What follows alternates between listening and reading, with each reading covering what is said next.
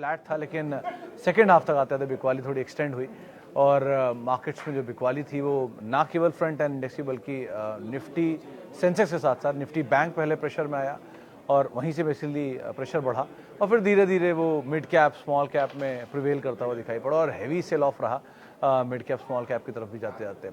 Banks में आज तमाम बड़े बैंक जैसे कि ICICI, HDFC bank, Axis bank, Kotak Mahindra bank, इन सब में ऑलरेडी प्रेशर चल रहा है और IT का सपोर्ट था नहीं तो इन्फोसिस थोड़ा सपोर्टिव था, लेकिन TCS में प्रेशर आता हुआ दिखाई पड़ा।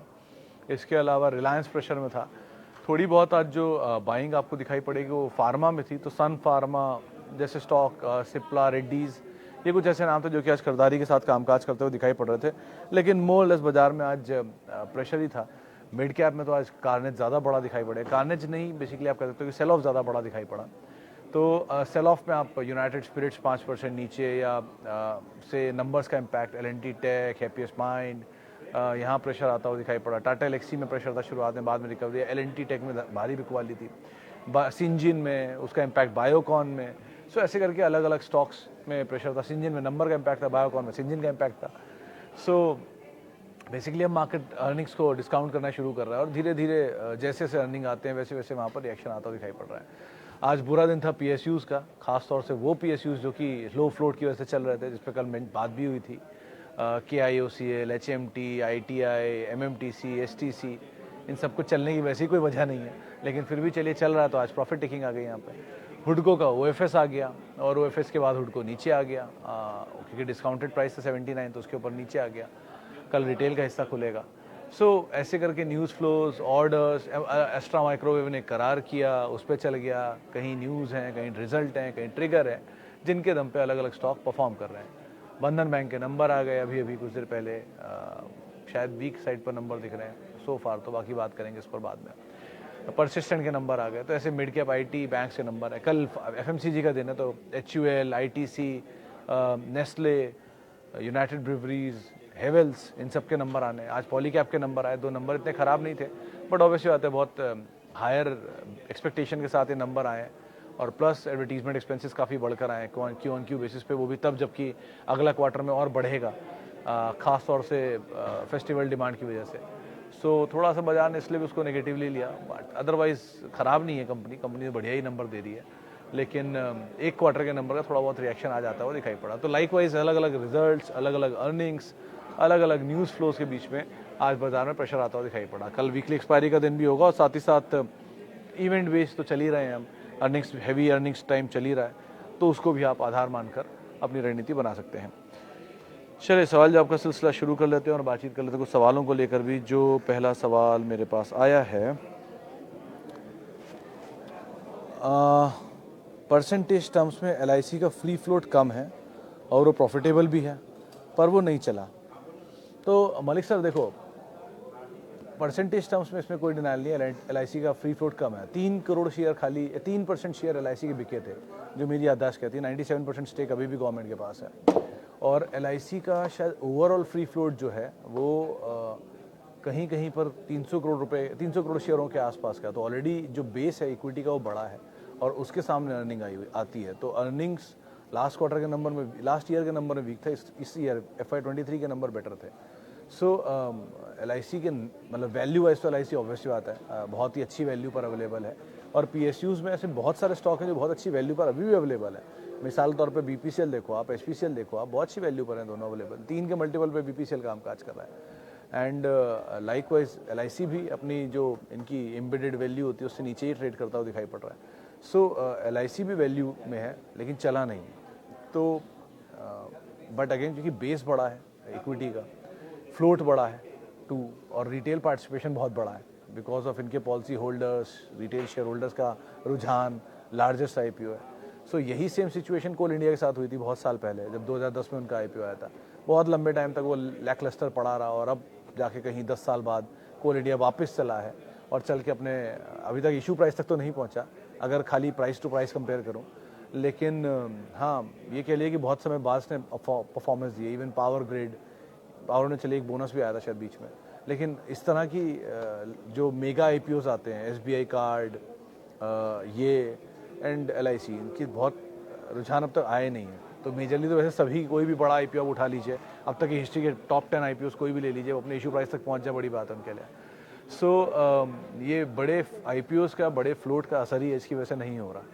सो वो इशू तो रहेगा ही, लेकिन हैविंग सेड दैट एलआईसी में है वैल्यू, कंपनी खराब नहीं है, बस फ्लोट बड़ा है, वो थोड़ा वजह है उसके, लेकिन समय दीजिए वापस आ जाएगा कुछ समय बाद भाव अपना। एचडीएफसी बैंक में क्या करें? डिपेंड्स जलवीर सर, अगर आप इन्वेस्टर हो लॉन्ग टर्म और आप कोई सिक्योर्ड एपेटाइट ढूंढ रहे हो तो HDFC bank is better, is best comparatively. लेकिन ये दो तरह के थॉट्स में डिवाइडेड है। पहला थॉट तो ये रहता है कि अगर ओल्ड स्कूल इन्वेस्टमेंट के कोई भी स्टॉक देख लो आप, beat Kotak, beat HDFC Bank, beat TCS, Reliance, even Hero MotoCorp, HDFC Life, ये सब ओल्ड स्कूल स्टॉक्स हैं जिनकी बहुत परफॉर्मेंस नहीं है, पिछले 2-3 साल से सबके वहीं के वहीं खड़े हैं, कुछ ज़्यादा चले नहीं। लेकिन दूसरी तरफ न्यू एज कंपनियां चल रही हैं, न्यू एज स्टॉक्स चल रहे हैं, थीम्स चल रही हैं। सो पहला थॉट तो ये कहता है कि ये ओल्ड स्टोरीज अब ख़त्म हो गई। दूसरा थॉट ये कहता है कि नहीं, कंसिस्टेंटली अगर आप कुछ चाह रहे हो कि कोई एक सेफ हेवन आपको मिल जाए अमंग अनसेफ स्टोरीज, क्योंकि सारे फंड मैनेजर्स इनको ओन इसीलिए करते हैं कि because when ever portfolio will get down तब यही उनको बचाते हैं। सो इसीलिए इनको रखा जाता है। तो अगर आप कोई क्वालिटी ढूंढ रहे हो for a longer duration of time then these are quality obviously. लेकिन अगर आप आपको लगता है कि नहीं स्टोरी फिनिश हो गई है, ख़त्म है एचडीएफसी बैंक, कुछ कांट से एनीथिंग, नंबर्स में तो प्रूफ नहीं हो रहा, नंबर तो अभी भी अच्छे ही आ रहे हैं, आज नहीं तो कल चलना ही चाहिए। बट वो बात रही, dream run already HDFC bank ने दिखाया है 23% की CAGR से, तो लगता तो वो CAGR मेंटेन रहनी चाहिए। बाकी आगे देखते हैं क्या सिचुएशन है। ऐसे भी एचडीएफसी बैंक ने पहले ही बहुत समय बिताया है जिसमें कुछ रिटर्न नहीं दिया, वो ट्वीट किया ही था मैंने 2 दिन पहले, लेकिन फिर भी एचडीएफसी बैंक का CAGR बहुत स्ट्रॉन्ग है। So it's a quality bank to own otherwise. बाकी wait and watch is a better option. अगर आप अच्छा कुछ असेट ढूंढ रहे हो तो ये असेट अच्छा है, और आपको लगता है कि नहीं ये स्टोरी फिनिश्ड है तो बात ही लगे फिर तो। साइन DLM नंबर देखे सर, नंबर तो इतने कोई दमदार नहीं दिखे थे इसके, शायद मैं नंबर देखे नहीं ठीक से, कल या परसों में नंबर आया इसके, नंबर तो इतने अच्छे नहीं है। अभी तो IPO आया इसका, 1 साल तो अभी हुआ भी नहीं है। मतलब हैविंग सेड दैट होल्ड तो कर ही सकते हो आप एटलीस्ट अभी, क्योंकि नया IPO और आप बेचोगे नहीं, लेकिन फिर भी wait and watch and keep an eye over numbers. इस क्वार्टर के नंबर मैंने भी देखे नहीं थे कैसे नंबर है, लेकिन बहुत नंबर होते तोड़ फोड़ तो अलग से दिखाई पड़ जाते हैं, लेकिन ऐसा कुछ नंबर दिखा नहीं। Wait and watch is a better option I guess. Signature Global IPO के और IKO लाइटिंग IPO के फॉर लॉन्ग टर्म। तो अरोड़ा साहब देखो, बहुत क्लीन व्यू है मेरा IPO को लेकर, बहुत ही क्लीन व्यू है, कोई भी कंपनी हो। मतलब बहुत सारे IPO चले हैं, बहुत सारे IPO नहीं चले हैं, बहुत सारे IPO में वैल्यू है, बहुत सारे IPO में वैल्यू नहीं भी है। तो देखो, अगर आपने IPO कोई भी लिया है as an investor listing gain के लिए, और आपको लिस्टिंग गेन मिल रहा है, एक सब्सटेंशियल लिस्टिंग गेन मिल रहा है, तो और क्या एक्सपेक्ट करते हो आप? निकल जाओ। अगर आपको लिस्टिंग गेन के लिए नहीं लेना था, लॉन्ग टर्म के लिए लेना है, तो आपने IPO में पैसा इसलिए डाला कि सिग्नेचर ग्लोबल, आप खुद सोचो कि सिग्नेचर ग्लोबल क्या लार्जेस्ट रियल एस्टेट कंपनी है? नहीं, DLF है। क्या सेकंड लार्जेस्ट है? नहीं, गोदरेज है। क्या अपने एरिया का रीजनल बड़ा प्लेयर है? ओबरॉय या NCR का बड़ा प्लेयर है, आई एग्री, लेकिन जिस सेगमेंट में है उस सेगमेंट में DLF उसको कम्पीट नहीं करता। DLF के सामने खड़ा अगर होगा तो वो नहीं कहीं दिखाई पड़ेगा आपको। सो इस सेगमेंट में लार्जेस्ट प्लेयर है तो आप IPO बेस को ले भी लो, नहीं है तो बाद में नीचे कहीं ले लेते जब डिस्काउंट में मिलता तो। सो बहुत कुछ डिपेंड करता है कि आप सोच समझ के क्या ले रहे हो, क्या समझ के आपने लिया है। अगर आपको लगता था कि नहीं they are the best player for long term, then hold and see. अब तो जैसे भी टर्मोइल्स आए उसके हिसाब से आपको कॉल लेना है। मतलब कल किसी ने भेजा था think like a farmer as in कि आप बीज लगा दिया, पेशेंस से वेट करो। कभी मौसम ख़राब होता है, अच्छा होता है, कभी फसल ख़राब हो जाती है, हम उसमें कुछ नहीं कर सकते, लेकिन पेशेंट ही रखो। कुछ गड़बड़ हो जाए तो फसल को मारो मत, साथ दो उसका, खाद वगैरह डालो। सो इस तरह से सोचो कि अगर आपको लग रहा है कि ये कंपनी ख़राब है, नंबर नहीं सपोर्टिव है, तो एग्जिट। अगर आपको लगता है they are the best, they are the leaders for long term, तो इस फॉल में यहाँ लेने की बजाय आपको अगले किसी फॉल में ले लेना चाहिए था, बुरे समय में उसका साथ लेना चाहिए था आपको। और अगर IPO में आप ले रहे हो लिस्टिंग गेन के, तो लिस्टिंग में निकल जाना चाहिए था। ले IKO के लिए भी एप्लीकेबल है, सिग्नेचर के लिए भी एप्लीकेबल है, जुपिटर के लिए भी एप्लीकेबल है, जो आपको IPO समझ में आता है उन सबके लिए एप्लीकेबल है। क्योंकि अभी वैल्यू बाज़ार में किसी भी नई लिस्टिंग के अंदर आपको शायद ही दिखाई पड़े। ईएमएस में मुझे दिख रही है, इसलिए मैं उसका नाम 2-3 बार बोला, लेकिन बाकी तो मुझे कहीं दिखती नहीं वैल्यू। ईएमएस में सेल ऑफ इसलिए कि चलो उसमें वो एंकर इन्वेस्टर छूट रहे हैं अभी, लेकिन ये एंकर इन्वेस्टर छूटते हैं, 50 तरह की चीज़ें होती हैं। सो इसीलिए आईपीओ के साथ जाने में बड़ा रिस्क है। पहले 1 महीने बाद एक लिस्ट छूटेगी इन्वेस्टर्स की, फिर 6 महीने बाद दूसरी, फिर 1 साल बाद तीसरी, तो ये लॉक इन खत्म होते रहेंगे और शेयर बिकते रहेंगे, फ्लोट आता रहेगा बाजार में सप्लाई के तौर पे। सो इस चीज़ को आप ध्यान रखो और फिर कॉल लो कोई भी। Adani Wilmer 400 share 346, can I hold for long term? I think Modi साहब, अभी मेरी किसी जानकार से बात हुई तो उनका ये कहना है कि मैंने उससे पूछा था कि कोई ऐसा सेक्टर या कोई ऐसा ग्रुप जिसके ऊपर आप बेट करना चाहो, मतलब बड़े के बड़े जानकार से पूछा तो उन्होंने बोला अदानी ग्रुप। तो मैंने पूछा कि यार ये पब्लिकली बोलना थोड़ा मुश्किल होता है क्योंकि नंबर सपोर्टिव नहीं होते। बोला देखो नंबर सपोर्टिव हैं या नहीं हैं, आप किसी भी ग्रुप में और कंपनियां तलाशते जाओ, अल्ट्राटेक भी, बिरला ग्रुप में, रिलायंस में तो कोई कंपनी नहीं दिखेगी, टाटाज में even Tata com is better, TCS is better, लेकिन नई steam again missing. Likewise group by group आप चलते जाओगे तो आपको 1-2 नाम ही दिखेंगे, लेकिन इस ग्रुप में क्योंकि ऑलरेडी सब कुछ बुरा तो झेल ही लिया है, अब बहुत कुछ बुरे की उम्मीद या गुंजाइश है नहीं, जितनी बुरी रिपोर्टें अब रोज आती रहती हैं और दूसरे तीसरे दिन। सो इसलिए, और प्लस विल्मर केस में एटलीस्ट धंधा तो चल ही रहा है। लेट्स सी नंबर कहाँ आता है। अगेन अगर आप अपने रिस्क को बचाना चाहते हो तो ये ज़रूर है कि जो लास्ट 52 वीक्स लो हिट किया है स्टॉक ने, उसको आप सारी ग्रुप कंपनियों के लिए एक स्टॉप लॉस के तौर पे यूज़ करो और होल्ड कर लो। 760 मुझे विल्मर ट्रांसमिशन के लिए ठीक स्टॉप लॉस लगता है, वो 760 के करीब ही है, तो चलो 750 मान लेता हूँ, 10 रुपये और रिस्क ले लो। लेकिन रिस्क की एपेटाइट मुझे यहाँ कम ही दिखाई पड़ती है इस ग्रुप में, और रिवॉर्ड ज़्यादा दिखाई पड़ता है। सो अकॉर्डिंगली आप कॉल लो यहाँ पर। Okay, 63 moons fresh bye. Satish sir, इसमें एक ही ट्रिगर था, इसकी वजह से चला था कि इनको वो एमसीएक्स का सॉफ्टवेयर के लिए टीसीएस पे जाने से देरी हो रही थी, तो वो इन्होंने 63 मून से एग्जिस्टिंग सॉफ्टवेयर लिया था, जिसकी वजह से चला था। तो 1-2 क्वार्टर के नंबर पे उसका इम्पैक्ट आएगा, तो इसलिए बढ़िया चलेगा 1-2 क्वार्टर, लेकिन लॉन्ग टर्म स्टोरी नहीं है ये, तो उसका ज़रा ध्यान रखना आप। आईएक्स एंड डेल्टा कॉप में अभी क्या करें इन लॉस? देखिए डेल्टा कॉप के केस में लक्ष्मण सर एक ही चीज़ बोलूँगा कि न्यूज़ फ्लोज ड्रिवन है और पूरी कायनात ही मिल गई है यहाँ पे जीएसटी वसूलने के लिए। तो अभी क्या ही बोलूँ मैं, पहले 16,000 करोड़, फिर 6,000 करोड़, 23,000 करोड़ की जहाँ पर टैक्स की मांग है, तो फियर तो आ ही चुका है, एट इट्स पीक है। तो अगर आप में रिस्क एपेटाइट है तो आपके लिए एक 130 का स्टॉप लॉस है क्लोजिंग बेसिस पे, जो एक दिन के लिए डिप में नीचे गया फिर वापस ऊपर आ गया था, और बैन में आमतौर पे रहता है। तो ये इंडिया बुल्स सिचुएशन बन रही है इसकी, कभी भी बैन में चला जाता है, तो ये पार्ट इसमें रिस्की है, लेकिन रिस्क एपेटाइट है तो आप लेना, वरना अवॉइड करना, दूरी रहा करो ऐसे स्टॉक से। और आईएक्स के केस में बहुत कुछ खोने के लिए है नहीं, तो बने रहो, ऑलरेडी बहुत बिकवाली दिखा चुका है, तो दोनों ही शेयर वैसे आपके बहुत बिकवाली दिखा चुके हैं और न्यूज़ फ्लोज नेगेटिव है। डेल्टा कॉप के केस में नंबर पे इम्पैक्ट नहीं आया इस क्वार्टर में, अगले क्वार्टर में आता तो पता नहीं, कुछ ही नहीं कह सकते, लेकिन सो फार नंबर पे इम्पैक्ट नहीं है। अब नंबर पे इम्पैक्ट आता है तो बात अलग ही बन जाएगी इसकी, लेकिन अभी के लिए तो आप बने रहो एटलीस्ट दोनों में। कुछ सवाल लेता हूँ अब जो यूट्यूब के जरिए आए हैं। सर आज LTTS, Bajaj finance, Polycab, Tata consumer, Tanla में गिरावट थी, बट मैं लॉन्ग टर्म होल्ड करना चाहता हूँ, कैसी कंपनी है? तानला को छोड़ के बाकी सब सही है, आप किसी में भी होल्ड कर सकते हो। तानला को इसलिए नहीं कह रहा हूँ ख़राब है, बट वो एक तरफा एक बार बहुत बड़ा गेन दिखाकर बहुत बड़ी तेज एक्टिविटी से नीचे आया था। तो रूट और तानला दोनों में ये न्यूज़ फ्लोज बने थे कुछ क्लाइंट के डिस्प्यूट्स को लेके, लेकिन अदरवाइज़ बाकी सब की कंपैरिजन में इसकी क्वालिटी थोड़ी फीकी है। तो ये भी क्वालिटी ठीक है, बट बाकियों के कंपैरिजन में थोड़ी फीकी है, तो उसका ध्यान रखिएगा।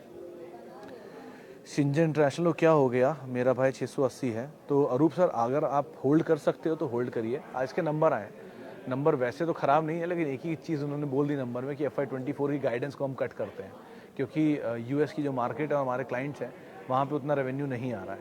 ये पार्ट जो उन्होंने बोला उसको बाजार ने बहुत नेगेटिवली ले लिया और उसकी वजह से शेयर को 6-7% नीचे तोड़ दिया, क्योंकि बायोकॉन का मेजर रेवेन्यू और आता है, EBITDA आता है सिंजिन से, एंड प्लस होल्ड को भी है, तो इसीलिए बायोकॉन भी टूट गया। लेकिन ठीक है, 1-2 दिन का फॉल है, चला भी तो था, वो नया ऑल टाइम हाई बीच में बना के आया है, तो ठीक है, थोड़ा बहुत तो चलता ही है, करेक्शन आया, आने दीजिए। It's a quality company to own. Otherwise एक बोनस भी आया था एक ज़माने में, तब 150 रुपये आ गया था, पता नहीं बोनस के बाद वो, लेकिन आप बने रह सकते हो। It's a good company, it's a good company, good quality, management, R&D की अच्छी कंपनी है, आप समय दे सकते हो। बात अलग है कि बायोकॉन टूटा है बहुत हाई लेवल से, but again multiple time bonus देने के बाद, एक बड़ी वेल्थ क्रिएशन स्टोरी के बाद, सो सिंजीन में अभी एक ही बोनस है और एक ही स्टोरी आई है तेज़ी की। सो अभी वेट कर सकते हैं, इट्स गुड कंपनी अदरवाइज। 20 में कौन सा सही है? Pharma, Nifty, please.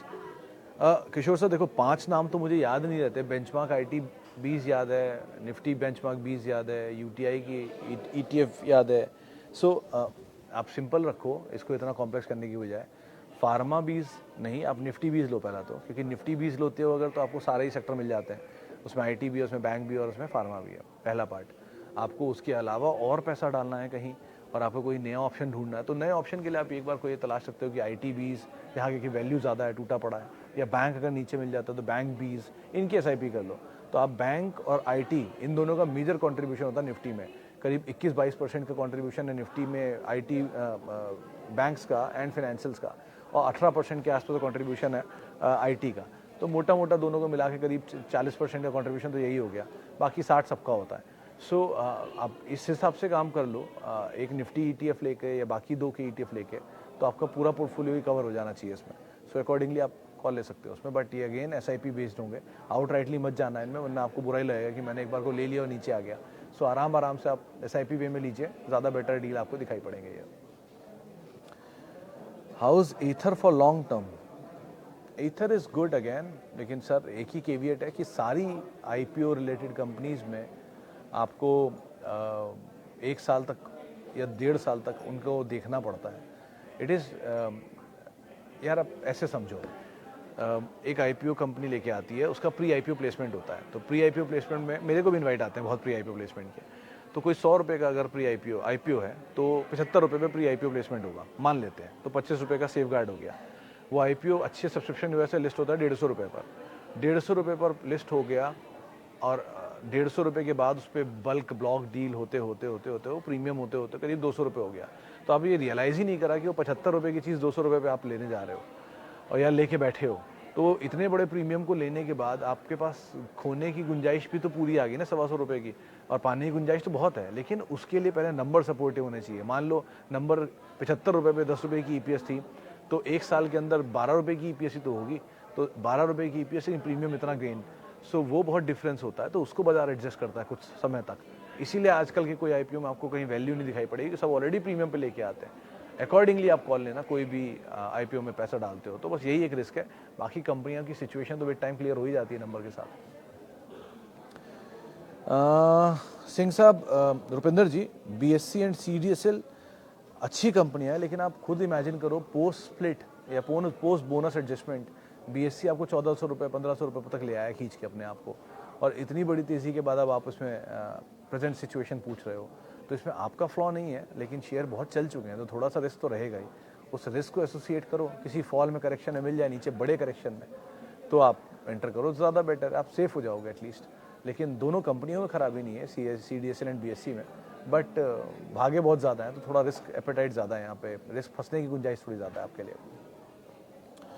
आईआरएफसी के 200, सुजलॉन के 300 शेयर फ्री का है, मुझे क्या करना चाहिए? कुछ नहीं, फ्री है तो होल्ड ही रहने दो सरोज जी। सुजलॉन जैसी स्टोरी वैसे तो ये हर बुल रन में आती है, लेकिन ठीक है, हर बुल रन में ऐसा लगता है कि टर्न अराउंड हो जाएगा। But again I will say this thing कि अभी आप बने ही रहो, और फ्री का शेयर तो ऐसे भी आपको कोई रिस्क नहीं है ज़्यादा, तो आराम से बने रहने में कोई बुराई नहीं है इन दोनों स्टॉक्स के अंदर। टेक एंड अगर आईटी में आप कुछ ढूंढ रहे हो तो Tech Mahindra is a good bet, actual में इट्स अ गुड बेट। मैं वो भी सीईओ सर का इंटरव्यू सुना था, ग्रुप सीईओ का, and they are very aggressive. 6 महीने रुक जाओ, 6 महीने तक कंपनी के जो नया मैनेजमेंट है उसको टाइम दे रहे हैं वो, उसके बाद they will go big on AI and everything. So Tech Mahindra I think it's a good bet to go for, और आप आराम से इसमें होल्ड कर सकते हो। एक जेंसार टेक में सीईओ चेंज हुआ था और अब टेक महिंद्रा में हुआ है, तो it's a good bet for long term, you can easily hold it. चलिए, फिलहाल अब इतने सवालों में शामिल करूंगा, माफ़ी उन सभी लोगों से जिनसे बातचीत नहीं हो पाई, और बहुत बहुत शुक्रिया उन सभी लोगों का जिन्होंने सवाल पूछा। थोड़ा ऑडियो को लेके इशू रहता है, तो उसके लिए मैं हमेशा माफ़ी चाहूँगा। और आप मेरे साथ जुड़ सकते हैं, @सुमित रिसर्च मेरा ट्विटर हैंडल है। किसी भी निवेश से पहले आप अपने वित्तीय सलाहकार की राय ज़रूर लें, और आप मेरे साथ CNBC आवाज़ के यूट्यूब और फेसबुक पेज पर रोज़ 3:30 बजे सवाल पूछ के जुड़े रह सकते हैं। नमस्कार।